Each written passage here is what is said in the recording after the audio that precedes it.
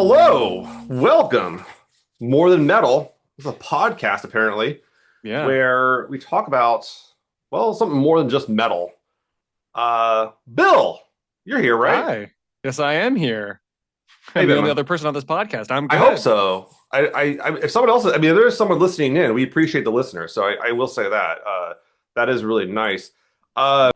You got a Geek geek tattoo? tattoo. Yeah, you got a lich tattoo. You got a Oh, gamer tattoo. I did just That get a is a geek lich. tattoo by definition, Oh, sir. I think every single one of mine are pretty close to well, two of mine. Mhm. 50% of my tattoos are geek tattoos. I got a Really? sword for one of them is a sword Okay. for like one of the D&D characters I play, and the other is just a lich. So Well, that's pretty good. That's pretty good. Yeah, I got like a blue dragon ampersand on my leg, and I have the Tomb of Horrors green cool. dragon, and all of them are geek tattoos, except for the left arm. Uh Those ones, or I don't know, maybe they are, but yeah, they're all geek tattoos. It doesn't matter.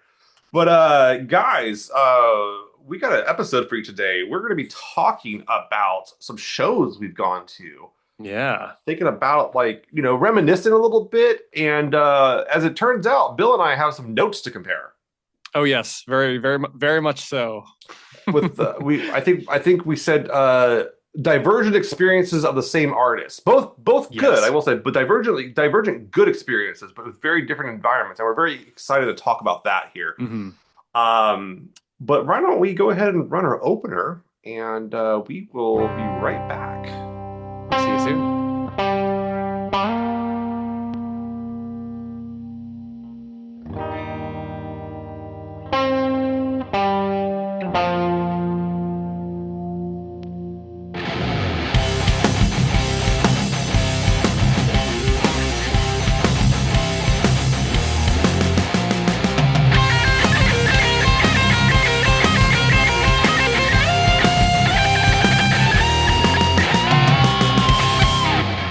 And welcome back, Bill. Yes. What are you listening to? God, I've been listening to a lot recently, but I think the thing that bears uh, mentioning the most is probably it's so contemporary. The Sinners soundtrack. Oh, the film. Yeah, yeah. Yeah, the movie that just came out. It's definitely not about vampires or anything. Which actually, if you go to see it, it's not a movie about vampires. Just that's what you should know going into it. But ever since I saw it, I've been obsessed with the soundtrack. Whenever I tell people like, "Oh, I saw Sinners," they're always like, "Oh man, what a great movie!" And then every single time, without fail, they always recognize what I'm saying. I'm always like, "So you know that one scene, right?" And everybody's like, "Yes, I know exactly the scene." And there's a song that plays during the scene. And I'm sure if you're hearing this, you know that scene. That is the song I've had on loop for good God, too long. But God, that entire soundtrack is just so good. It's such a insane convergence of so many different genres and Mm. songs and like folk classics and kind of bluesy sort of kind of legacy songs. It's fantastic. What about you, John? Me? Well, I was just reading up on the Sinner soundtrack. I was thinking about who did that. It was produced by Ludwig Göransson. Gordonson, yeah. Yeah, yeah, really impressive resume Hmm. stuff here. He did the main theme for Book of Boba Fett. He's like produced for Charles Gambino. That's an impressive He's got a repertoire. portfolio. They got a portfolio. This is Oh yeah. these are names we all know. Hmm. Very cool. Oh, and then they got Jerry Cantrell's on that soundtrack. Holy shit! Oh no, it's a studded Wow, fucking Brittany soundtrack. Howard. This is impressive.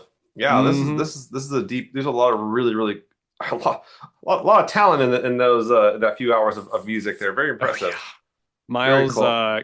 Caton. I'm not sure how you pronounce his last name, but oh my God, he is good. He Well, is I'll have to. real good. I collect. I have a lot of. I love collecting soundtracks, especially horror movie soundtracks, and so this is Hmm. definitely going to be on my list. So I'll definitely be picking this up. I'm sure Oh yeah, my I wife just wants to go. got. Oh Oh, my wife wants to go see the movie, and we just haven't had time yet. But we'll definitely probably go see it here in the next week or so. well, I'm excited to hear your thoughts, and if you recognize the one scene, you'll know. I'm sure. You'll I'm know. sure. I'll figure it out. Cool, man. Yeah. Well, yesterday, my mail came and I got a record, and it was a record I was looking forward to, and it was the Budos Band Seven. Whoa. Yeah, we are more than metal, so we're not talking about metal yet, which Not a single We're medal. not sorry, Oh guys. my We're not god. delivering. We're not. I guess we are delivering on our promise here, but We are we're getting. absolutely delivering on our promise. Are we Let's just okay? let's just hope But it it's doesn't become everything but metal. so yeah. Buddha Split 7 dropped seventh album from one of my favorite bands. There, really someone I just really enjoy. I can always Oh put yeah. Buddha's band on any kind of situation here, kind of Afro beat, instrumental funk. My buddy Brian plays drums for them. He's great. He's actually I've mentioned my friend Tucker a few times. Yeah, yeah. Throne of Iron. Throne of Iron. Brian, the drummer for Buddha's band, is Tucker's dungeon master. Oh, that's fucking funny. Oh, I, I wonder what kind of game they run. My God. it's like hardcore sword and sorcery. I can Oh, I and bet. I I know would expect nothing less. I know who the players are, and I'll say this it's you could if all of them got together and worked on the album, you would have like the actual album recorded and the art quite nicely, I would say. But Mm. Brian does a lot of their covers too. He's a really good artist. Oh, That's actually how I cool.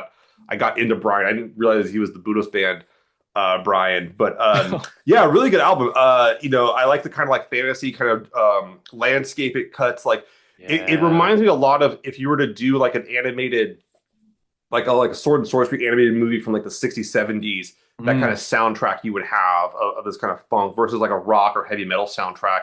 I like the journey that it takes you on. I think that's one thing that kind of like I think jazz does that really well is it can take you on a journey. Yeah. And I think that Buddhist bands kind of like there's a guitar in there, there's horns, there's drums, there's all that stuff, Mm. but you get that big range of sound, and the horns like the horns really spike it. You're listening to it, and Yeah, the yeah. horn kicks hits you in the ear, Ugh. and yeah, you're like whoa, like danger, like I like that journey of it. And so and if you listen to the name of the tracks, it kind of has that fantasy element to it. The cover's a dope ass wizard I love striking. dope ass wizards. I Let's do. go. That's do. That's how I got you on this podcast. Actually, Bill is I said, hey, you want to do a podcast with dope ass wizard? And Bill was like, yes. Yes, absolutely. He Say no got he more. got into the wizard van, sight unseen. Uh, Oh, Jesus. but Oh man, yeah, yeah. no, I was listening to that one yesterday and blasting that, and it sounded really good. I'm really happy. They're on a newer label, Diamond West, which Mhm. it looks like this is the seventh release from Diamond West, so like it's a pretty new label. Ever? Yeah, it's number Wow. DWR07. Whoa. I don't know any of their other artists at all. I guess they did the last Buddhist Band mini album. That was their Mm. second release, Frontier's Edge, but that was really good. Yeah, I've been Oh. but I really enjoyed that one. I'll probably listen to it again and probably play it when I get to next time I have my home game and everything. I'll put that on and but I like putting on Buddhist Band. Like I have with my students, like I'll show them the album cover and I'll be like, "What do you think this sounds like?" Oh my God. And they'll be like, they think it's like gonna be like stoner doom or heavy metal, and I'm like, nope. And we get have a lot of fun with that. And I think anybody can listen to Buddhist Band. If you can't, I'm sorry, guys.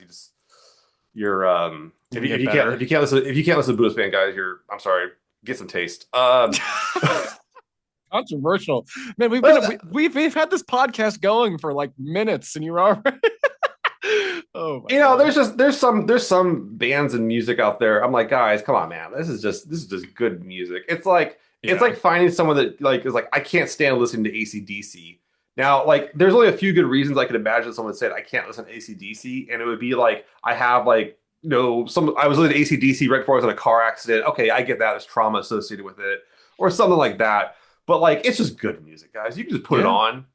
Like, you If can you be at the can't, barbecue and you put on yeah. AC/DC. That's kind of my standard for music if it's good. Can you put it on at the barbecue or your hangout and Mm. like if it can just kind of blend you into the environment, I think that's a sign of a really good piece of music. That's a good litmus test. I think it's also the sign of a person who kind of knows the crowd. So if you know like the crowd you're It's with and you true. know a song that'll or band or album or whatever that'll blend in with that crowd, I mean that's kind of props to you, not just the music. Keep the vibe. Keep the vibe. Yeah. Well, Bill. Today on More Than Metal, Yes.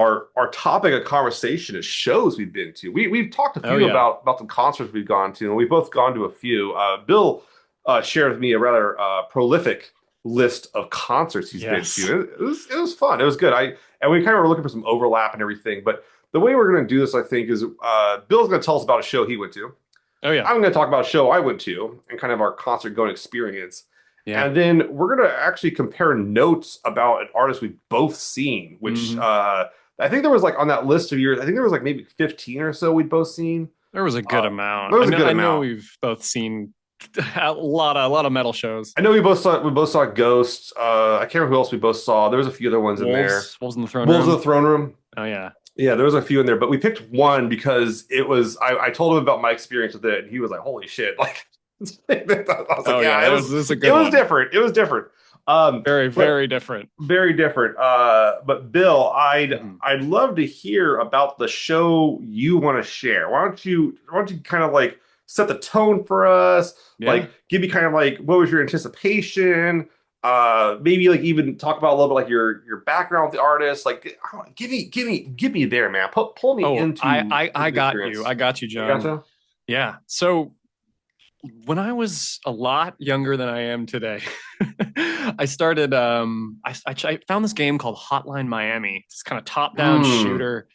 And I fell in love with the soundtrack. It's this kind of 80s inspired, like kind of nightmare Americana synthwave Hmm. vibe. And it was really good. And I would play, I was terrible at the game. But I would just play it because of the soundtrack. And one of the artists on that soundtrack was Perturbateur. I mean, he's a But French guy, so I think that's that's French probably guy. where it comes from. Um, but yeah, I when I saw that Perturbator was playing near me, I immediately bought tickets to go with my brother and my dad, and I kind of begged them both to come with me. Uh, so this was back in September 2017. Whoa, way back. Oh, way back, way back. I Oh, mean, really? So September 2017. That's when I got married. really? Oh my gosh. Yeah. Yeah. So Well, this was the year I got married, just to sound, to the music. sound, my Yeah, eyes were opened, and I couldn't go exactly. back. The fuck was that? That's a little voice I do.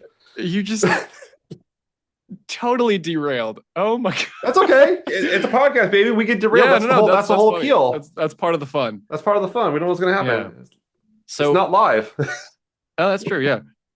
So we show up. I'm still in high school at this point. And I hadn't been to a lot of shows that weren't pretty big, sort of, I guess, would clean.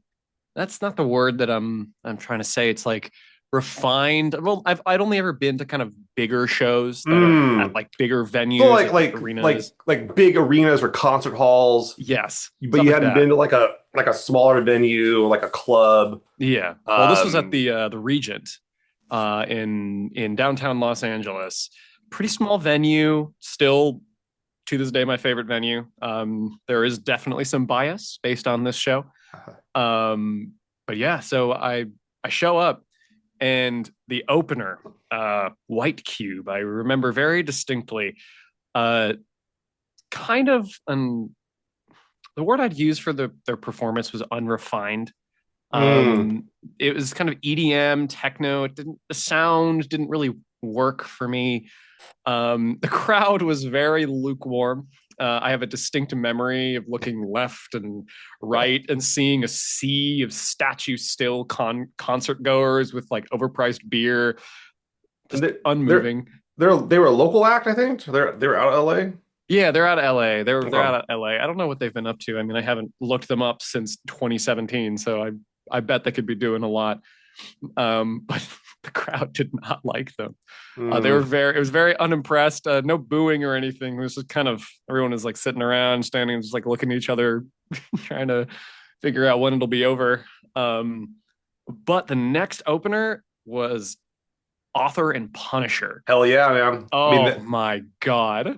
they're on Relapse for God's sakes. They're on a heavy metal label. Oh really? They are now? Yeah, they're Oh on they're man. on the same label as Wolves in the Throne Room. Seriously? Author and Punisher. Yes. That's I awesome. will. Okay. Let me go. I will. Bill, I will do you a favor and check if I am wrong.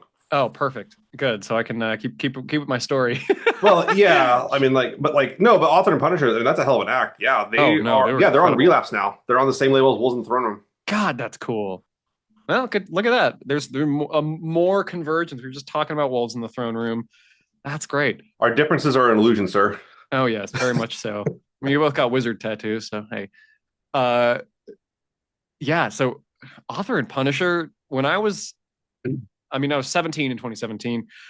I was totally floored. Yeah. I was like, this is incredible. They are such a fascinating and impressive sound.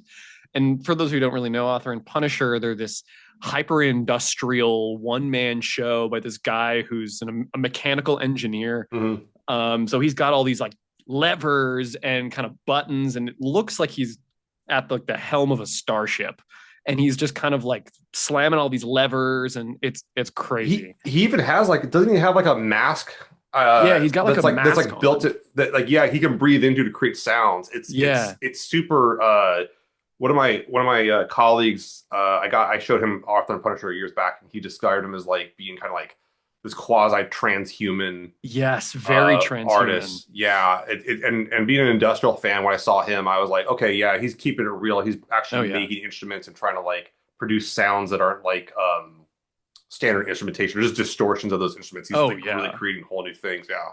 Yeah. Now, I don't know if Wow. White Cube was like a last minute get. They didn't really feel all that connected or whatever to Perturbator, but Author and Punisher was perfect. Like the tonal Yeah. kind of shift was it was, I mean, it was super appropriate because Perturbator's most recent album at that point was the Uncanny Valley, and it was all Mm. about like kind of cyberpunk dystopian sort of neo future yeah, like this very dystopian, very transhuman. I remember one of the songs on that album, Venger, Yeah. such a good song. I love all the Perturbator songs with the vocalist. Oh, is it Greta Link I think who's on so. it? I think that's her name. But speaking of Perturbator, I mean he played that song. Oh Greta wow. Link wasn't there, but still played it, and it was still killer. Um, so yeah, Perturbator blew me away Mm. live. Absolutely crazy. I mean, actually, on my chair, usually behind me is the sweater I got at that show. I still have it. I Oh still wear wow. it nearly every day. Um, yeah, that was actually the first time I ever moshed was to one of the songs. It Really? was to oh yeah, it was to Neo Tokyo by Perturbator. Wow. I remember him playing that, and I was just like, you know what, I'm feeling it. This mosh pit. I want to be there. I want to Yeah. be in that mosh pit. I'm a little jealous too, because like that's interesting seeing Perturbator in Los Angeles, Oh especially yeah, because he's a like French guy. well, he's a French guy, but also like he takes there's a lot of inspiration of that synthwave style comes from effectively one scene of one movie that takes place in Los Angeles, and that's Terminator, Yes, and the very tech much noir so. scene, Yep, right? Which I is one of the best scenes in like film I think ever. Like I totally think the original agree. Terminator is one of the best movies ever too. Like it's Oh a yeah. excellent gothic tale. But Mm-hmm. they literally has a song called Tech Noir, which is like taken from that scene of Yep. in the club, and that's a very LA scene, and like um and then going seeing them at the Regent. I never went to the Regent. It's a good spot. It is. It's interesting looking at it too because like that to me was a big venue growing up. Really. I've been to very few arena shows. I Wow. could count the number of arena shows I've been to on one hand, and that would have been like Bob Dylan, Nine Inch Yeah. Nails. I am trying to think of anyone else. Maybe, yeah, that's a pretty good sized venue for me, honestly. But I have really not been to that many arena shows, so like it's interesting seeing. But I've gone to venues like that that are that scale, and like people, are, oh man, this place is so tiny, and I'm like, what? Like, I'm like, This this is a is pretty like big spot. you I can mean, fit it's like no. you can fit like 2,000 people in here. It's pretty good size, man. Like, Yeah. um, but yeah, so tell me more about like okay, so you moshed, which is interesting. I when I saw Perturbator, I didn't see any mosh, but I saw him at like a DNA lounge. I saw him at like a Yeah. classic club. And if you're not familiar with DNA lounge, it is tech noir. Mm, Like it is that God. it literally says that vibe and everything too. But I'm kind of curious to hear about like you're watching him, you've listened to him. What was like what came to you about seeing him live versus like the album? God, that's a really good question, John. Question, John. Especially an electronic artist, because that's Oh not like yeah. they're strumming a guitar. I mean, Author and Punisher live, that is very, very like that one. I think Author and Punisher I think his albums are solid, but I think he's one of these guys that's better live I agree. than on the album. And that doesn't say he's not talented or his production sucks, stuff like that. It's more no, it's like you need to see this dude do this thing live because it's like that Yeah, impressive. it's a performance. He's selling an experience. I mean, like much like Perturbator, like Oh, that was an experience. I mean, fog everywhere because of a lot of fog. course. He went in when like it was finally time for his set after Author and Punisher. He like walks out, he's holding this tome, this kind of leather bound tome with a Hmm. pentagram on it. He kind of shows it off to the crowd and kind of does this, so, like he's not saying anything. He's got his hood up, you can't see his Yeah. face, and he's a very gothic dude. Like, and he really kind of nailed that kind of Hmm. dark synth vibe. And much like Author and Punisher, he sold a vibe. Yeah. And that combined with his music and kind of like bumping really loud, that Hmm. and there's just there's just something about loud, dark synth, kind of synthwave music that just really just gets you like wanting to mosh. And I was like a fey trap. I was pulled into the mosh pit. It was great. Um, and I mean, it was it's still one of my favorite shows I've ever been to. I saw him later, Mm. years later with Health. And even then, that was a great show. They have a really good show together, but it still doesn't top the Regent one. No, I saw was I saw Perturbator in 2017 as well, but it was the opening was Ghost, a ghost or Ghost, yeah. And I didn't see what's funny I'm about Ghost. I seen jealous. Ghost in like a small ass club up in Sacramento actually, very Oh, intimate, very tight. We're talking like maybe the place could hold like 100, maybe man, 150 I'm people. so jealous. Oh man. But yeah, that's cool. So like, and then here's my favorite question to ask too is like Mm, because you got the hoodie. What was the yes. merch vibe like? Merch was great. I actually met the guy next to the merch table. I mean, I had a short conversation. 17-year-old Bill and James Kent had a short conversation next to the merch table. I was like, "Hey, this was one of my first concerts. I moshed for the first time. Your Oh, music is great." And he was like, "Oh, that's awesome." And he was smoking a cigarette inside the venue, and it was like, he's French, baby. he was very very French. I still actually have a picture of Oh me wow. and him back in 2017, wearing a jacket I no longer have. My hair was short, super long now. And it was it's a good picture. It's an old one, but No, let it's a me good one. let me ask this then too. Mm-hmm. Because you were accompanied by your you said your brother and your dad. Brother and dad, yeah, What did your brother think? What did your dad think? Because I mean, your brothers are like similar age, right? Like yeah. We're brother, twins. your twins. Okay, Yeah. so your twins. Okay, and then your dad's older. Like, what he Mm-hmm. think of like what he think? What your brother think of this kind of thing? What was their impression of watching this these acts? So my brother's a party guy. He likes that vibe. The And while music he's going, a little bit of people hanging yeah, out, having a yeah, blast. Okay, he was super into it. He was super open. Well, he's not a huge synthwave guy. He's mostly into classic rock. A lot of yeah. metalcore now. So there's a significant overlap between our tastes in music, but Hmm. that overlap does not include synthwave. Okay. But he was there and he loved the vibe and he had a really good time. And my dad, so he grew up going to concerts. So he'd been to dozens and dozens and He's been dozens. around. He's been around. He's He's been done a few. around. He's done He's a few done a this time. few. Um, he has definitely done his time. He had a great time too. Well, he definitely was not in the mosh pit. Uh, he like talked to me after the show and was like, "I've never been to a show like that." Oh, that's great. And Wow, I mean, that's he's saying never. something. It is saying something. I mean, he'd never been to like a kind of sort of gothic Yeah, synthy sort of. I mean, never like something that out of Blade, baby. genre. Like it's like the opening scene of Blade. Yes, Yeah, I absolutely. mean, Yeah. that actually exists. I thought that was just special effects that Hollywood came up with for Blade. No, no, No, that's like it's a real real. club. Like, Yeah, yeah. it's. I want to go so bad. I would do so many horrible things just to be in that scene. Jesus Christ. Oh yeah, man. That's like a whole yeah. That was like uh the scene of Blade cracks me up because like I was really into like goth industrial like in like the late 90s, early 2000s, and like yeah, people were trying to do that in the clubs. Like they were trying to make that happen. Ugh, And it's like of it's one of those course. things where it's like, bro, that's Hollywood magic. Like we can't just do that every fucking night. You need to like you need to have someone who's willing to put the money up to have that kind of like that elaborate of like a scene, you know. But that vibe was something to. I think that's an interesting element too to think about. Is like I think sometimes we think of vibe as like what we're experiencing, which it is.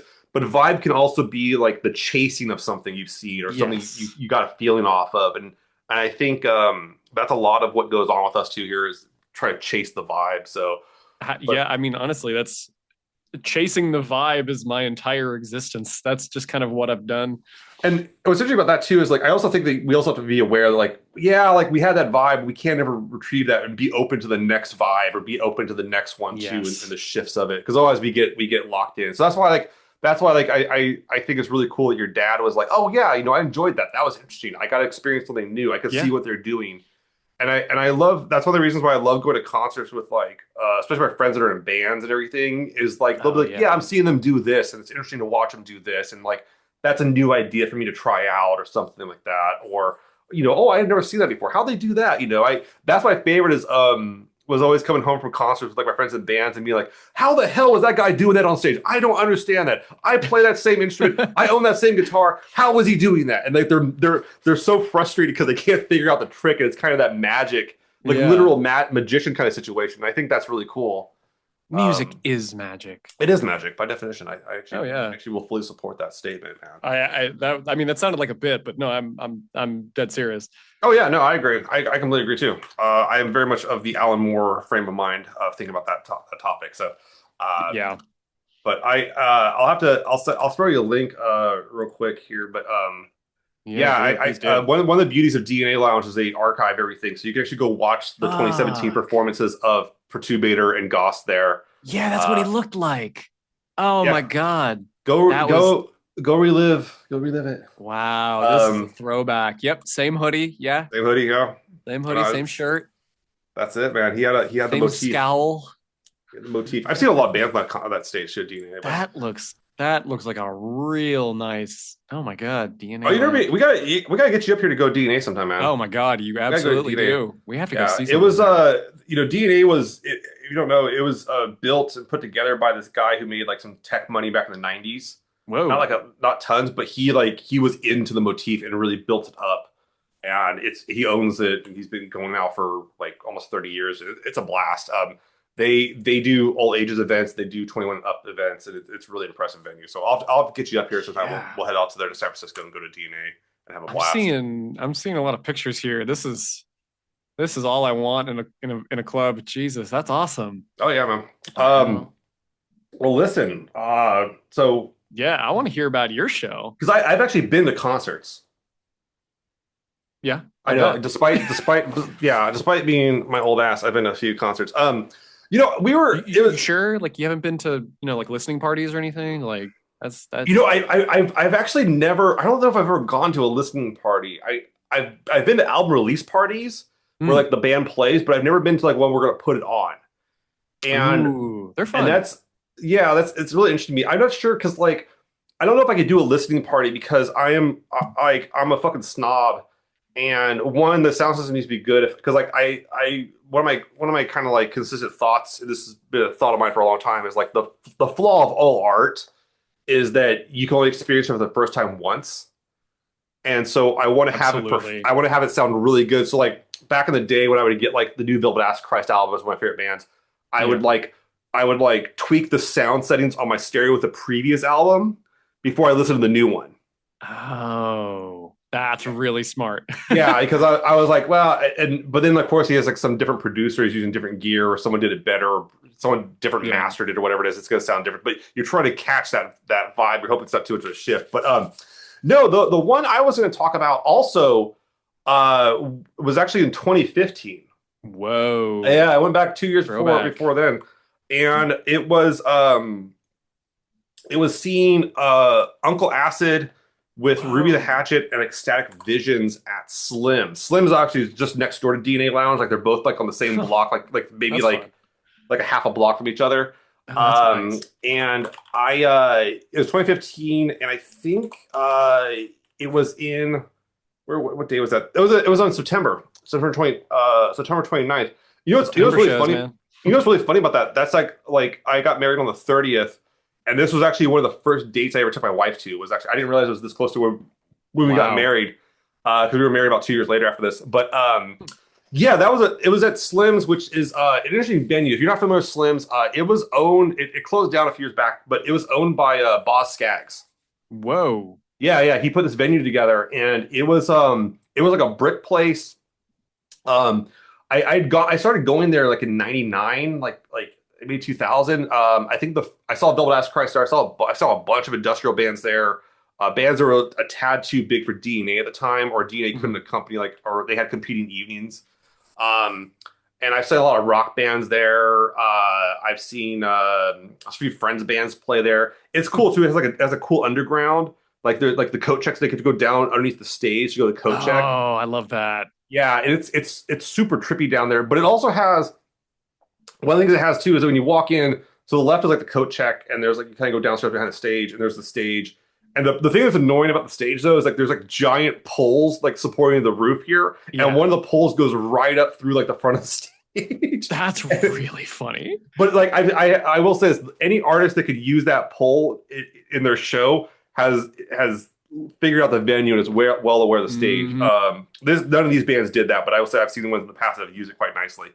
But on the right, they have like a staircase that goes up, and there's a small balcony, and basically you could like pay for like to sit up at the balcony, and also you'd also get like dinner and like a drink, I think, or something like that. That's So great.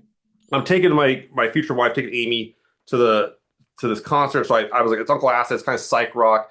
She was more like her guy. Her guy is Jason Mraz. Um, and what's funny about that is she didn't actually like know who Jason Mraz was. Her friends bought her tickets to a concert. And it was Jason Mraz. I guess I'll go, and she actually enjoyed it. Wow. And so I actually like, and you know, this is how much I love my wife. Is I actually bought her all the Jason Mraz albums. So Wow. like, yeah, so like, yeah, that's dedication. A picture of a good husband, my Guys, friend. it is more than metal. Oh Okay. yeah. Talking about Jason Mraz Jason here. Mraz is very divergent. Yeah, we Oh yeah. Perturbator into Jason Mraz. What the fuck? What We is haven't happening talked here? about metal yet. Yeah, that we haven't. Yeah, we really haven't. But she was a kind of, you know, and she's kind of into vintage stuff, and so psych rock, Uncle Acid kind of does that '60s vibe, '70s vibe. Yeah. Um, and this was Love coming Uncle off of Acid. the Night Creeper album, or was this Night Mm. Creeper? Wait. Yeah, I think Night Creeper. So which is kind of that '60s like British. Maybe it wasn't. Was it Night Creeper? Wasn't I think it was Night Creeper. That kind of '60s British kind of thriller, and so she was into it, right? And but I got the tickets for upstairs. We got the dinner and everything. So we're sitting. We got a nice view of the stage. We're not having to be in the crowd. And it was. I'm not gonna kid you guys. It was a great date. Like it was a great date. And the tickets weren't Yeah. bad. I remember the tickets weren't badly priced. I think for the dinner tickets on that ledge, and I think it was like $65 per person. Fuck. Yeah, that's not bad, right? That's like normal ticket. That's like normal concert prices now. I will be honest. The most I've ever paid for well, I guess like the most I've ever paid for a seated ticket just for one band was actually Sisters of Mercy last year. Oh. I paid like 230 per ticket, but this Sisters of Mercy, Yeah. and Sisters I got like front row lower loge seating. But prior to this show, the most I ever paid for a single ticket was maybe Susie and the Banshees, and that was like maybe $55. So I was usually paying 20, 25 for most shows, but I digress. So we get there and enjoying the vibe and everything. We get some drinks and hanging out. And so I'm like, all right, cool. We're gonna watch. One thing I like about like sitting in shows, like having seat like that, especially when you're looking down, is like it combines my two favorite activities, which is like one, listening to music, and looking down on nerds. But, You had that practice. I said a Yeah, lot come actually. Yeah, on. I said a lot actually. I was I said one a lot, but no, but like I can actually sit down and listen to the show and watch the show versus having to like navigate a crowd. I've been in some shows where like the crowds are like it's a gamble. I've been in some shows where the crowds are cool as Yeah. hell, and I've been to ones where the crowd is dickheads. Um, I've seen a handful of those too. yeah. We'll get into that when we talk about bad crowds. We'll talk about bad crowds with Yeah, the yeah. Joan Jett concert here in a moment. Oh yeah. Um, Spoilers. This crowd seemed pretty good though. I wasn't down in it, and I've been to Slim's where there's been some rough shows. I have a friend who People has a story of being in various fights there. throwing But this elbows in the was mosh pit. no, this was outside the mosh pit. I will Oh say. wow. But this one was fine. It's Uncle Acid, so everyone's kind of chilled Yeah. out. Um, Yeah, Ecstatic Vision, chilled out. That's an they understatement. chilled out. Ecstatic Vision came on, and I had bought their album beforehand to listen to it, and I thought it was pretty good. Yeah. And they came on stage and played, and I didn't enjoy the performance, we'll say. Really? Yeah, they were one of those guys that I think could hit it on the album, but Mm, I live I want to say I lost a lot of respect. I dang. was like I don't know if I can listen to this again the same way. I couldn't listen to the album the same way again. Oh, I get what why's they were that? doing, and I don't. Yeah, that's the thing is I don't know if it was them. I don't know if it was the sound guy. I don't know if it was like the venue. I couldn't tell what was doing it, but something like just didn't hit right that night. That's too bad. Yeah, it's too bad. You know, it didn't happen, and I think that like one thing I like to do too is before like I really like if I have a negative experience with like an artist like in terms of like the sound quality or I'm not enjoying it, I'll try to like do it. I'll put some space like time and space between me and like the first listen, and I'll Yeah. try to come back to it later. So I went back and listened Mm, to Expect Visions like maybe like 6 7 months later. I own the album, so I might as well listen to it. And I yeah. was like, okay, this is pretty solid. I see what they're doing. I get it. But I don't think I'd want to go see them live again, kind of situation. Yeah. Kind of And haunted that by the last experience. yeah, and that you have to be fair to artists too. You have to like, you know what, Yeah. like I don't, I'm not gonna tell someone, oh, you're bad for going to that concert. I was like, yeah, I'm not up for it. I'm not up for it. Yeah, I'll Um, pass. I'll pass. But they came out and did their set. It was okay. Amy was. I remember my wife was a little apprehensive. Now me personally, I can watch something like I can grit my teeth and bear through anything. My wife's less tolerant, so she was like kind of Mm, antsy during that one. And Extended Vision is a lot more like distortion, a lot more fuzzy, very big wall of sound type situation. But we got through that. Okay, Ruby the Hatchet came on, and if you're not familiar with Ruby the Hatchet, really good kind of stoner doom band. yeah, oh, yeah. Great vocalist, Hmm. and they came on, they Great killed it. name too. Oh, great name, yeah. They came out and fucking killed it. Oh, That was a great. My wife really enjoyed that. that's One, awesome. we have a woman vocalist, so my wife was oh that's cool. So it's not just a bunch of dudes on stage tonight, which many metal concerts are a bunch of dudes on stage. Let's be Oh yeah. clear. We Um, need more women vocalists and like kind of doom stoner spaces. oh, I don't see 100%. it often. And they had like they had a guy playing organ up there and everything. So that was kind of a cool Oh yeah. sound, and the sounds were very vintagey. You know, you hear a lot of that stuff in the '60s, that vibe. Yeah. We kind of go back to you'll probably hear me like mention being a UCLA alum here. Our greatest alum of all time is Jim Morrison. So we have that kind of Doors vibe going on. Yeah, I Um, bet. we got they kind of have a Doors vibe, but more modern style. It was really good show. I thought Ruby the Hatchet killed it. I was a fan of theirs beforehand. Yeah. They're a band I've been following for a long time. And really, yeah, really good show. Just kind of played all the hits, all the songs I wanted to hear off the new album. Yeah. They were still pretty new then. I think they were like they only had like maybe 1.5 albums out because they had like some EPs, so they were still kind of like earlier in the career. Now they're up to like 4 or 5 albums, but that was a really good band.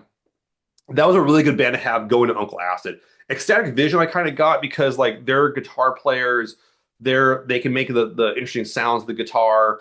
But Ruby the Hatchet I felt really has that vibe, that Yeah. kind of '60s vibe, and I think that was what really was a really good intro into bringing Uncle Acid on the stage in the next few minutes. And so Uncle Acid, they took a while to set the stage. They did a whole kind of like they had a backdrop of like Mm. it kind of looked like a city street of London. That's pretty cool. Pretty cool, yeah. And this is going with like the whole like Night Creeper album. So Yeah. if for those that are familiar, Night Creeper is about kind of like this city in England.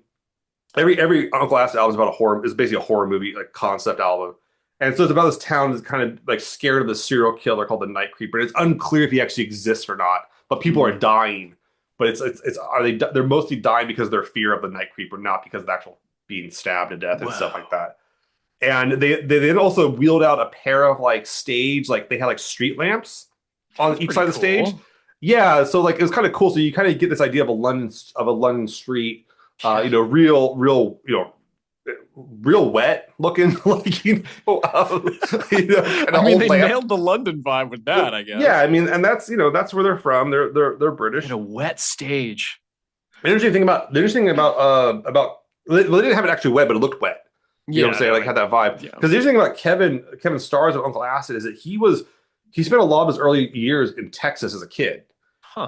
But he was British, but he spent a lot of time in Texas, then kind of came back, and so you can kind of hear that kind of like I hate to I always hate to pick on him, but not pick on him, but like point to him, but ZZ Top kind of influence, Oh, that yeah, kind of yeah. that style of like rock, and that's where you hear with the sword and everything too. So, but they came out and this is my first time I've ever seen them live. I'd seen some footage live of them, but I had never seen them actually live. And I will say this: I love Kevin Stars, the lead guy of Uncle Acid's stage presence. He kind of like looks down. He wears like a black long sleeve shirt. It's very form fitting, very tight. Mhm. Some black pants, black shoes, and he kind of Shadow. is draped in his hair. You can't see his face. That's pretty rad. And he's kind of he's a very private guy. Like he does some interviews here and there, but he doesn't really like do video interviews too much. And then he doesn't come out like after the shows. He doesn't come out. I met him once. I got to meet him once after Psycho Las Vegas. Oh, what was he like? He complimented my shirt. He saw I was Oh, that's they kind of came in, sold their merch at Psycho Las Vegas, and left. I don't want to say why cool. they did that. I know why they did that. Mm. I will say this: that from my understanding, that the Hard Rock Hotel takes a discernible percentage of the merch sales, Ooh, and I think that they were fun. trying to dodge that. Oh, So I think they came in, sold for an hour, and left. well, good Uh, on them. yeah, good on them. But yeah, he's really kind of shy, but like I had a shirt on, and he saw my shirt, and this my shirt I always wear when I would go to Uncle Acid concert now, and he was like, "That's a fucking dope shirt."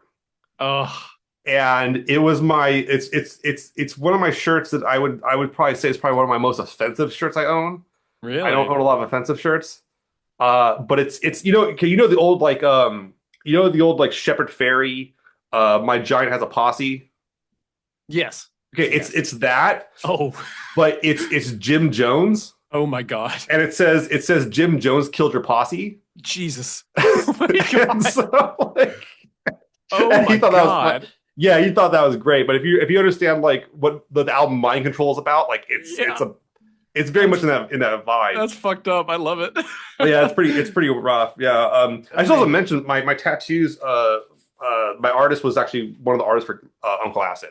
Did some of their Oh, merch and that's everything. that's That's how cool. that's how I found her and I wanted her artwork. Ah, oh, that's Um. awesome. Wait, that's cool. Oh yeah, yeah. No, Oh, that's a good story. I'm a complete. I love Uncle Acid, guys. For those who don't know, like if you look behind me, you can't how can't see, but this painting right here, this was Hmm. a rejected backdrop for them.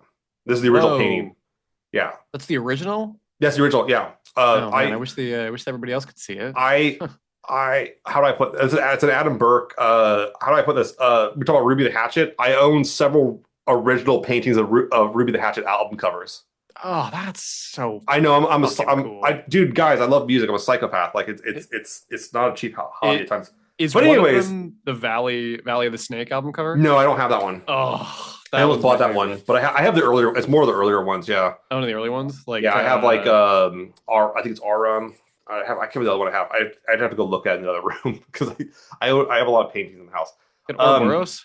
but no, not Orbos. That was a later one. That was a rehash of like several other previous pieces. But anyways, Oh, um, going back to Uncle Acid, they came yeah. out and played, and they were awesome. And they play a tight set.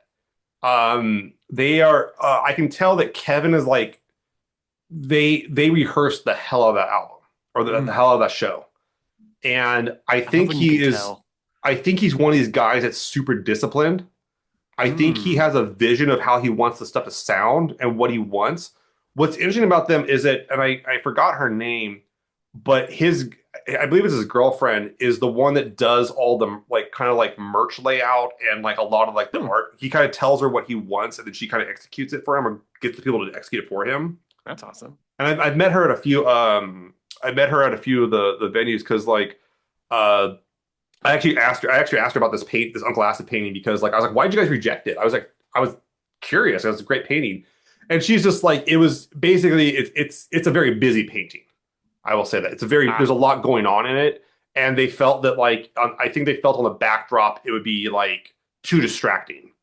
Mm, And there's like a lot of okay. there's a lot of details in it. Like you don't know how your the problem with the backdrop is that you don't know how big your stage is going or you know how big your stage is going to be, but like you don't know how your distribution of your gear on the stage is going to be at any one time. And like that could block off major elements you always want people to see. Yeah. And because it depicts like a street, like this kind of London street, a lot of the details are towards the middle or the bottom of it. Oh, I can And so see. you have a chance of like, well, today we have to set the cabs up over here, so that's gonna be blocked, you know. So I kind of get why they did it. And don't get me wrong, they paid the artist for it and everything. You know, they didn't rip anyone off, but it's just like, yeah, that's not what we wanted for it. I think that It's makes just not sense. it's not Right. going to work, and that happens. And I think that's like that's one thing I liked about them is I when I kind of heard that story, it made me respect them more because I'm like, yeah, you commissioned a guy, you paid him, that's cool, and it just didn't work out. Like it's just not what we need right now. But You're still supporting the you're artist, still right? yeah, you're still paying the guy. You're not ripping anyone off. It's just sometimes you don't. Sometimes the work doesn't come out. I got Calder and Tower stuff that I haven't displayed because I didn't. I'm not vibing with it. I'm not sure how I use it right now, or you can hold on for later. But Yeah. they came If you're out not and into played, something, just yeah. and they came out and played, and I remember seeing them for the first time, and I was like, this sounded good. Everyone was tight. They played all the songs I wanted to hear. They were only up to Night Creeper had just come out, so they played probably the majority of Night Creeper. They played Melody Lane, which is one of my favorite songs. What is it also? They played a lot of stuff off of Mind Control. Yeah. Um, and so yeah, because Night Creeper only been out for like 3 weeks at this time, so it was still pretty new in our minds. And it was a good show. And my wife and I had a blast, and so we'll go see. Um, we'll go to Slim's. Kind of became a place for us to go. That's actually where I asked her to marry me at a Oh, show later years. Yeah, a few years like that's back cute. in February 2017. Oh, Um, proposing at a show. That's so cute. yes, yes, and I actually that's another story I could tell sometime. But Save it for another episode. it was, but and we did sit up in the balcony again for that one because Oh, we got spoiled the first time. yeah. Uh, but I think that's Oh a my thing God. too is that going to the concert should be the experience. You like you if you can afford it, if you can engineer the experience, it's a big thing. Yeah. So, Go to the concert the way you want to, right? but yeah, I remember Uncle Acid. I remember that first time being blown away and really enjoying it, and being enamored with Kevin Stars. One of my jokes I say is like when I met Kevin Stars, my only regret was not trying to find out what his hair tastes like. Oh my Um, God. like, but no, Wow. I really, I mean, I love the guy. Yeah, yeah. I'm a big fan. I Um, can tell. I can tell. Yeah, yeah. My That Uncle much is Acid. clear. I have a lot of Uncle Acid stuff. I love fucking Uncle Acid. Like that's a band I will follow to the ends of the earth. Yeah. Um, but yeah, it was a good vibe, and every the show was really cool. We had to go downstairs to go to the bathroom if you want to use the rest of the things there, but we had a waitress that would bring up drinks, so that wasn't a problem. But Oh, like, cool. yeah, it was a good show. I enjoyed that one, and I think that once again that was another show where like they created the vibe, as you mentioned, Yeah. that creating the atmosphere, the backdrop, which was pretty simple to be honest, and then the street lights was kind of a cool thing. And but they didn't have no one's come up and doing costume changes. These guys are just gonna come up and play their music. There Yeah. wasn't props on stage besides the street lights, which is interesting because their last tour was very much like big production of playing an album front to back with like props and everything to tell the story. So I like that they had a good vibe, but then in the future they had places to go. They had places to build up that Yes. show to make it better the next time. Because whenever I see a band that's like, we're gonna come out and like high concept and do the whole concept up front, it's like, well, what are you gonna do next? Yeah. Like, Where do you go? and if they just keep doing the same thing over and over and over, it's just, I mean, like, yeah, you can go to that show. It's gonna be the same essentially that you've been to before, but at maybe a different venue, maybe a different crowd. But Mhm. I mean, you're not there for the venue or the crowd. I have gone to venues because I wanted to go to the venue. I've gone to You know shows. what? I will rescind what I just said. I've Yeah. absolutely done the same. Yeah, there's some venues like I'm gonna go out and vibe. Like DNA Lounge is definitely one of those. Like I'll go see bands I'm like lukewarm on just because of the DNA Lounge. So I mean, I absolutely. I mean, I had a show recently that I had a guy messaged me like uh months before it and was like, "Hey, you want to go to this show?" And I was like, "Yeah, sure, sounds good." It was Barry Tomorrow and Vended and I forgot the last one. But kind of metalcore. mhm. And he reaches out to me. I'm like, "Yeah, sure, I'm gonna get tickets." Doesn't say anything. Months go by. The day of, I'm like, "Hey, you want to meet up, get some dinner, maybe like Yeah. get some drinks, hang out before?" He's like, "Oh shit, I never ended up getting tickets." So I was Jesus. just like, all right, um, like I yeah." So I I went, and it was fine, but oh God, I'm so organized when it comes to concerts too. It's like yeah, like yeah, no, I'm super organized. I Anyways, am a schedule freak, so I get it. exactly. I think that's why we're on here together. Yes, very much Um, so. but you know what's interesting talking about venues and the venue making or breaking the show was our Yeah. was our was our option for what we chose of someone we both seen. And I Oh told Bill my yes. story, and Bill hasn't told me his story, but my I can take a shot at your story. Yeah. I could probably fill in a lot of the blanks, pretty give you vague Yeah. things. But our artist we chose was Joan Jett and the Blackhearts. I mean, Oh absolute yes. legend, legendary artist. Love her. And I what was interesting was I told Bill a little bit of my story, and the one thing we were talking about was like how professional of an artist this really is. Oh Um, yes. how disciplined um, and because my I won't say my story is shocking, but it's also like we've all I've been to a few shows that gotten this that where it's kind of gone this way. But Oh yeah. Bill, why don't you talk to me about you seeing Ms. Jet live? Ms. Jet live, Ms. yeah. Jet live. I don't know. Ms. Jet. I figure that's a respectful way to address her. I don't know. Like I don't want people saying Joan Jett the Blackhearts. So like Her Ms. Jet. Majesty, Her Highness, I don't know. Her Highness? It Okay, all works. dude, you would call her. I think that's more than apt to call Joan Jett Her Highness. I'm totally. Absolutely. Yeah, I mean, speaking of an artist who sells a vibe, right? Like she has the kind of gritty sort of kind of 80s and 70s, 80s rock and roll vibe, but Mhm. it's so clear that she's disciplined, like you're saying. Oh Like she yeah, knows what to do. She knows what people are there for, and she knows what people want. So she does it. And her stage presence is insanely good. yes. She knows how to command an audience truly. So the funny thing about my concert going experience is that I don't remember the venue, um, which is really funny. But I know it was when she was touring with Heart Okay, because I had seen her with Heart, and I think maybe Cheap Trick was there. that was like Cheap two, Trick. 3 years. Wasn't that 2, 3 years ago? Oh no, it was a lot. It was lot longer than that. I Okay, remember I was much younger.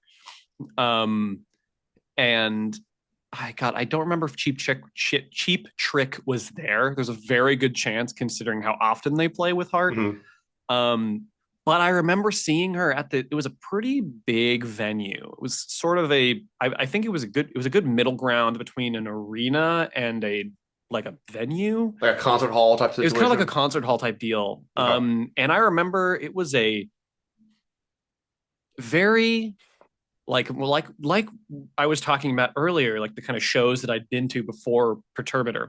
There's a lot like that. It was very clean, very like kind of here's what's happening. There will be no pit. Everyone's sitting.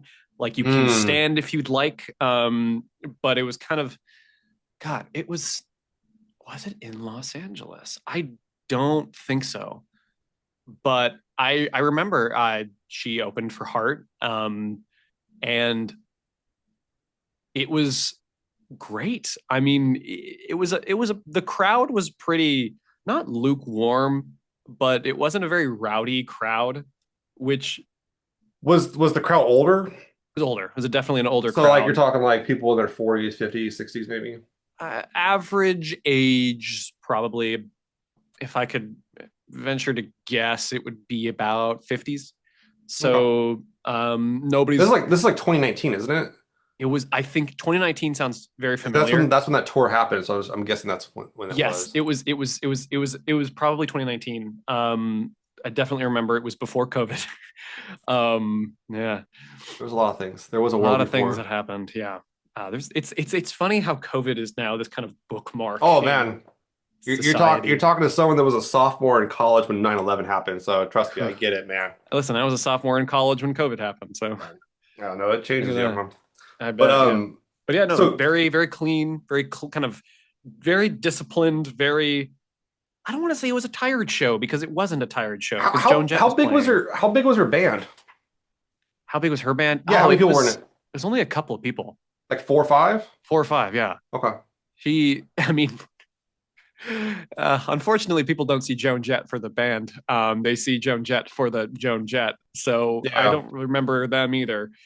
But I yeah, was just that kind of curious how was big, how like did she? Because I've come to a few shows where it's like you'll see like a version of the band that's like maybe like 3 4 members, and then you'll go and see them later on at a bigger venue, and they'll bring in like nine. yeah, Um, it was not nine this is a people. tight group. It was Okay. a pretty tight group. A very the word I would use is very like tight. Everything was controlled at that Mm, venue. That's a good way of putting it. It was very controlled. But okay. yeah. What and was her set like? Because she has a few. What's interesting about Jet is that a lot of her biggest hits are like covers. Yes. Um, and she kind of had like a, I don't want to say like necessarily like a slowdown of like albums, but like I know she had some lulls in her like release schedules, if you will. Yeah. And that happens to people because she only has what's interesting here, Joan Jett. I'm looking it up here on Discogs real quick. We look at the Black Hearts. I'm sorry, I'm looking at the Black Hearts here. The Black Hearts have a few albums, but I think that would have been off of the last album she put out before that was Unvarnished in 2013. That was the Um, last one? well, that at that time, Oh, at the the time, last one she yeah. put out was in 2023. She put one called Mindsets. She's had a few Oh, since yes. then, but like Unvarnished would have been because after that she had an album come on acoustics in 2022. Mm. Um, but she had a kind of she had 10 years between albums actually from 94 to 2004 too. So that's a pretty big that's a pretty big That's a jump. that's a jump. That's a jump. Yeah, but Yeah. we were all growing up then too. Yeah. Um, but okay, so like did she play like do you remember her playing like a lot of newer songs or like older songs or Oh, like a mix? it was very much a legacy show. She played all the classics, all the Like big ones. Crimson and Really, Clover, I Love Rock and Roll. yes, very much Yeah. so. Absolutely, I love rock and roll. Bad Reputation. Bad Reputation is great. Hate Myself for Loving You. Mm. Crimson and Clover. Like you go to Spotify, you look her up. Yeah, I It's get gonna that. be the top five, top 10 What that she played. how long was the set? Do you remember? Oh, it was I think about like 30, 40 minutes maybe. 30, 40 minutes? Okay. Yeah. Was it did it go her Cheap Trick then Heart or was Cheap Trick the I don't remember. Like I said, it's like I've seen Heart and Cheap Trick so many times that all mm, these kind of shows blend together a little bit. mm. Um, but this one was the only one I really saw Joan Jett on. Okay. So that's why it stands out. I Mm. mean, enough. I still don't remember what year or venue it was, but that's just because of my faulty memory, not because not because Joan Jett blends together. Uh, but yeah, it was. I think she was right before Heart. Okay. I know for sure. Okay. Yeah. Yeah, uh so we were talking about this and I was kind of curious about it because I asked Bill about his experience and I told him about my time seeing Joan Jett. So I Oh thought yes. I saw Joan Jett in I believe I think it was 2001. I want to Whoa. say it could be 2000 2001. And I That's a jump saw from mine. yeah, I mean yeah, it's all 18 years. It's a Yeah. whole adult. That's a whole person. That's a whole adult. Yeah, yeah. I saw her at the Los Banos Fair. So Los Banos, for those who don't know, is I live in Merced County, and Los Banos is the other kind of the bigger town besides Merced out here, and it's a ways out, very rural. So Mhm. the county fair, this wasn't the county fair because it was Merced County Fair, but it was the Los Banos Fair, which is like it's rural. They're doing livestock auctions. There's like a demolition derby. There's all that kind of stuff, right? Classic county fair stuff, 4-H stuff, whatever all that kind Yeah. of good stuff. And my friends and I, or my girlfriend at the time, and my buddy who was in a bunch of bands, who plays music. He's in a lot of punk stuff. But we saw Joan Jett coming through in Los Banos. We're like, that's like a 40-minute drive. We gotta go. At the Yeah, fair, yeah. that'll be great. Oh man, we gotta go. You gotta make that pilgrimage. And it was, it's a fair, so it's not like the kind of thing you buy tickets for. You just show up at the fair, you pay for your entrance fee, and then like what was weird about it was I wasn't used to this kind of setup where usually like at the county fair I grew up in, we would like you pay for like your entrance fee and then you would get the concerts as part of that. So Yeah. you just walk in the concert area. This one you had to pay separately. They actually kind of separated Oh, out. I'd never been interesting. to Los Banos. Yeah, I'd never been to Los Banos Fair beforehand. And so So it was like uh you go in, you pay, and then if you want to go to the concert, you yeah, pay you that get too. get to Interesting. pay. And it was like I think that the fair was like I remember I was a little shocked by that because like the fair itself was not cheap. It was like $15 for the fair at the Whoa. time. It was pretty For expensive. a And you county fair, for that's a county like fair, yeah. And it's that's a like lot. that's what's wild. Like ours was like $15 at the time, but then you would also be able to go into the see the band play. But we had to pay another like I think it was another $22 to see Joan Jett. Whoa. Yeah, so we got and at the time that was a lot of money for us. Like it was I was paying maybe $20 for a concert at the time in San Francisco. It's a lot of money for a county fair. It was, but it's Joan Jett. We were there, like, oh, we're That gonna do makes it right. sense, right? So we go in and see. We go into it. It was kind of in like there was kind of bleacher. It was weird because they had like the big kind of grand, not the grandstand, like I guess the big grandstand or bleachers or whatever is for like the rodeo behind us. But Yeah. then like they had some smaller bleachers for just the concerts because not that many people are coming into it because it wasn't part of the admission. So like they had probably like enough space there to hold like maybe they could probably hold like maybe 600 people in there.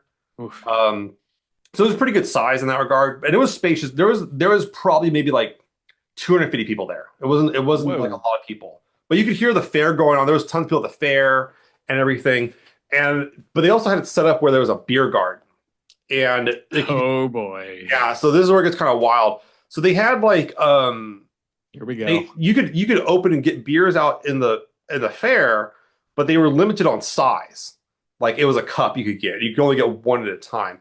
Once you were in here, there was no real rules in the beer garden. Like there was no real like limitations. And so the That big seems thing like they an administrative oversight. well, yeah, so we were all I was only like I don't think I was even 21. I think I was 20 at the time. And so I'm there with my friend and my girlfriend, and the first thing we notice is that, like the beer places, it's like serving up Budweiser, so it's it's cheap stuff, Yeah. relatively cheap. And they were not serving like cups of beer like the other places were. They were serving buckets of beer. Oh God. And these were like 32-ounce buckets that came with a straw. I'm not joking. Oh And they had a my lid God. and everything. And you could carry around like a pail. You would carry Oh it around in. God. And it was only like I think the buckets were like I think they were like $10 or $15. Oh. They were pretty cheap, all things Oh considered. Now I my look back at it, they're pretty God. cheap. So That's all a these and once headache. again, it's an older crowd, so they got some money. So you're talking about the Yeah. crowd being like in their 50s, 60s. These people were at the time, it'd be the same kind of fans. They would have been like 40s, maybe 50s. So they got Mm. some money. Oh They yeah. got a little bit of money, which means they can afford to buy beer. And boy, how did they buy beer? Oh So yes. there was an opening band. I think it was a local band. It was no one I knew of, I had heard of, or maybe they had some albums in the 80s, but it was no one like I had heard of. Yeah. No one that was like if they had a video on MTV, they had like one video on MTV. It was I couldn't remember who Got it it. was. That or it was a local band that was doing mostly cover songs of like Mm. I really cannot remember at all. But we weren't really watching them. We were kind of hanging out over the bleachers. My girlfriend at the time was she was disabled, so she couldn't really walk too much. So we had to like we were sitting on the bleachers kind of watching it. And but we hung out with her and everything, made sure she had a good seat. And then like when Yeah. my buddy Sean and I, when Joan Jett comes out, we're gonna go up into the crowd. We're gonna get up into it. Did you And have a bucket of beer? oh no, I was 20. I couldn't we none of all I was the oldest of any of Ah. us, so I didn't and I also didn't drink at the time. I didn't start drinking until I was like 25, but Yeah, fair enough. we well everybody else had enough for me, I'll say that. Like they had enough for the whole crowd. Hey, fair enough. So like I mean we were watching like I remember this one guy was in the crowd like holding his spot, whatever it is. He drank a bucket of beer. Whew. His wife or girl, I guess it was his wife, he was like, honey, why don't you go get some more? She comes back with two more. So he was probably like 2 or 3 buckets of beer That's crazy. before Joan Jett comes on. 32 ounces of Oh man. beer is a lot of beer. Oh man, yeah. That's the problem with that much beer is you're just gonna be a sloppy drunk. Like Yeah. you're just gonna be sweating and being gross. You're gonna be gross drunk with that much beer. Oh, This is why just, I don't like drinking beer yeah, me at neither. venues because like you just get gross and everything. But Feel Joan gross. Jett Yeah. Joan Jett comes out, plays the hits. You're right. I mean, Yeah. spot on plays the hits. A lot of fun. Opens up pretty big, and the crowd though is like they're into it. They're feeling it. You know, they're having a good time. They're kind of good old boy type situation. A lot of these guys like working rural jobs, and but they're drunk. Oh, yeah. And so they're Can't like even guess. screaming and hollering, at her. And I will say like they're saying like, I love you, Joan, you're great. They're doing positive stuff, right? As you do. But like they're like not stopping with like the hooting and hollering between songs when she's trying to talk. How fun. And it's not like it's outside, so it's hard. It isn't a place that was built to like have sound necessarily. So like it's not going to sound great. Yeah. So like they could like basically yell over her, Yikes. and she could tell they were yelling over her because she's a professional, right? So Yes. there's that. So she's on. I could tell she's a little bit on edge because of that, but she's like, fuck it, right? I'm gonna play my songs. They're not gonna be louder than the music. That's fine. So they're playing whatever, and she starts playing "I Love Rock and Roll," Oh, and boy. this is where it went Oh, bad. oh, no. So my boy Sean, my boy Sean, like I said, he's a big dude. He's like 6'4". He's a big Yeah. dude. He's built, punk, like very rough, kind of in kind of the rough kind of scenes and everything like that. But we're having a lot of fun. We're just enjoying the show. So during "I Love Rock and Roll," if you know the lyrics of the song, one of the lyrics is like "Throw another dime in the jukebox, baby." Hmm. Dude, people started throwing fucking change at her. Oh, Yeah, yikes. yeah, Oh, and that's fucked. and she stopped the song about like 2 minutes in and was like, basically, what is like wrong with all of you? This is not cool. Oh, Setting the boundaries, right? And they start like fucking getting pissed because they're drunk as of shit. course. They're And, drunk oh as yeah, shit and how entitled. you And gonna fucking shit on it? And what's interesting about this is what's so interesting to me about this. Now I reflected on it. And this is something I thought about since I told you about it. Was like we've like bad behavior at concerts is kind of been like an epidemic in the last like basically 5 years, especially post COVID. oh, yeah. I've Um, noticed that too. I mean, you get some funny instances, such as like Rob Halford kicking a cell phone out of someone's hand at a show, which is the funniest shit in the world. If you haven't seen that video for that, I love that video. Oh, watching it, yes. watching it, getting a cell phone kicked out of your hand by a 7-year-old man is no joke. No. And that shit was hilarious. But people act foolish at concerts. You've seen this with like Yeah. stuff. Now I've seen people throw stuff on stage during concerts, and it was to be funny. Like someone threw like threw panties at a guy on like stage. Okay, like you're throwing panties or whatever underwear. That's not a big deal. Like it's kind of funny. But like throwing fucking change shit that could actually Yeah, hurt that people, that not is cool, so right? fucked up And there was on like, and multiple they were levels. throwing like handfuls of change. I mean, it was wild. And Yikes. my friend Sean and I are like, what the fuck are you all doing, dude? We paid money to watch this show. And this happened probably about like 20 minutes into the show. Ugh. So she stops the song, it doesn't cuss out the audience, but is very much Tells them like off. scolds them. She scolds them. I think it's a fair way to put it. Scolds them. Fair enough, right? And they're like, what are you talking about? You ain't love this song, right? Just acting the fool kind of bullshit. And It's just a sea of slurred words and it's yeah, yeah. they're all it's a sea of slurred words. They're being super uncool. She's like, look, I'm a fucking professional artist. I've done my dues. And Joan Jett's one of those people too. It's she comes up in a punk band. She's been through the bullshit, and she's Oh at an yeah. age at this point. I'm looking at her. I'm like, yeah, she's at an age at the point where, like, in my career, I'm past this bullshit. Fuck it. I can like, if I don't want to deal with it, I will not deal with it. Yeah. And so Good on her for doing that. she only played for maybe 45 minutes, and she was the headliner Yeah. because Wow. she was like maybe even 40 minutes. She played a very short set, all things considered, because she only played like I think she played to what she had to play for the contract, whatever it may be in Yeah. the requirement, and then just was like, I'm out. And she didn't say goodnight. She was like, fuck y'all. Yeah, why? Why would she? And me and my friend were like, we were clapping. We're like, yeah, you fucking rule. We love you, Joan Jett, and all this kind of shit. But she was done, and I don't blame her because there was about half the audience was completely drunk dickheads, And this is an issue I have with like going to concerts is with like and why I sit up in the fucking balcony eating my dinner looking down on nerds is because there are guys out there, and I'll quote Homer Simpson. My favorite Homer Simpson quotes is, "I'm about to do what I do best, and that's ruin it for everybody." And that's what happened that night. Was a bunch of dudes were like, "I'm gonna do what I do best and ruin it for everybody." Now those Yikes. guys, they're having a good time. They're having a good time, but they're having a good time at Jones' expense and at my expense. And everybody else's And too. everybody Like else that that's wasn't being a dickhead. Yeah, because there's some people just hanging out. My girlfriend was just hanging out on the bleachers with like a few other people that are hanging out just trying to watch a show, right? Trying to have a good time. But there was like probably about like there was about 30, 40 guys, like there wasn't just men, it was women too, just drunk out of their fucking mind on buckets of beer. And then like what was fucking wild is they were just throwing the buckets on the ground in like the crowd. And these are that's they're fucked. fucking plastic buckets, they're big. Yeah. So, but Joan came out, did she was professional. Once again, she's professional. She knows how Hmm. to like isn't being professional as a musician isn't just like especially a live musician, isn't just knowing how to play your shit. It's also knowing how to handle bullshit. Yeah. And she was just, she tried to get them to calm down and be cool. They were like being assholes about it. She's like, all right, cool, I'm out. And Yeah. I have a lot of respect for people that are like, you know what, this is my limit, this is my boundary, I'm Absolutely. out. Absolutely. Yeah. So I that's very my that's different. my Joan I thought she was great live. I thought she Yeah. sounded pretty good considering that this was not a place built for sound. Trying to get like because the ground was just fucking dirt. Yeah. It was a dirt ground, so the sound's not gonna travel well. It's out in the open.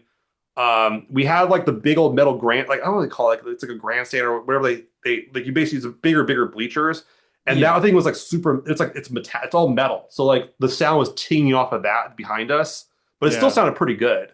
Um, Yeah, she sounds great. Like when I saw her, she sounded really, really good too. Like it was very clear that she was like, I want it to sound this yeah, way, and it's gonna sound good. and I think at the Los Bounce Fair, I think what happened there was I think she brought her own sound guy. I Mm. suspect versus using whoever they had there because Oh, it would. the first band did not. They I don't know if they're if I don't know if it was them. I don't know if they're instruments. I don't know if it was their gear. I don't know if it was a sound guy. I couldn't tell you who it was.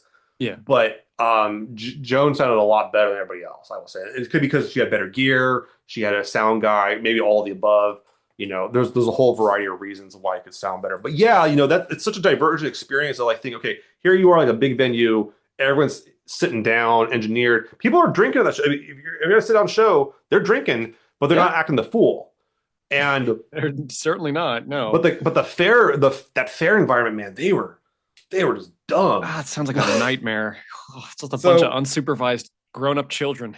it's true, man. It's very true. So I think that's one thing that's really interesting about going to see, like that's why I was so interested in sharing this experience with you because it's so divergent. It's such like a It's ours different. are so starkly different. That is crazy. I saw her such a controlled environment, Mhm. such a very like safe and just kind of just like clear cut and just it Because was because yeah, it was there. the It was security at the fair in that area, they were only concerned with underage drinking. That was all they were worried about. wow. They weren't concerned with people acting drunk. Because I've been to shows, I've seen people get thrown out. Like I've literally watched someone get like thrown off a set of stairs, like outside in Ugh. front of a venue because like they were such a being a dickhead and just get like thrown in the I've get seen the fuck that out of I've here. seen that before Yeah, just get downtown out of here. Los We don't Angeles. want you Yeah. here. Um, and this was like they weren't doing any of that. There was no like Yikes. there was a pretty good barricade, and I think there was security there, but they were more just like told like if someone comes up the stage, get rid of them. That was it. It wasn't like if Yeah. some of the crowds acting the fool or throwing shit. It wasn't like that. It was only their persons Yikes. that had to go through the thing, and so I think that's a big thing it shows too. Is like I've seen some security officers be dickheads at shows by all means, Oh, I've but seen that like too. but sometimes like you need to get like you need to have security say, hey, you need to get the fuck out of here, dude. You're not. This is not Yeah. for you tonight. This is not your night. So I think that's when this is one of the situations. But yeah, they were more concerned with like underage drinking Yeah. than anything else. Um, That's that's really unfortunate to hear. You talking about the kind of epidemic of bad behavior at yeah. concerts, I have absolutely noticed that. The reason I've brought up like throwing elbows in a mosh pit so often is it's not just a meme. I've seen it happen Oh a yeah. lot. I've been on the receiving end of an elbow in a mosh pit, and I've Oh seen yeah. people. I've seen a fight happen because Oh some yeah. dude is drunk off his ass Oh and yeah.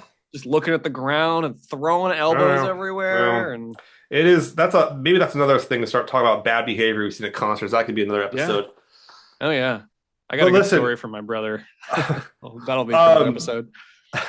but speaking of more episodes, guys, we're hoping to do more of these. We'll probably knock Yeah, out a few absolutely. more, and we thank you for hopefully listening and enjoying our stories. I thought this was a lot of fun. You have fun, Bill? This was fun. This is This was great fun. for a first episode. Sounds like This is we've this is recorded our at first least one. I 10. don't know if it'll be the first one we put out there, but it'll be an early one for sure. But Yeah.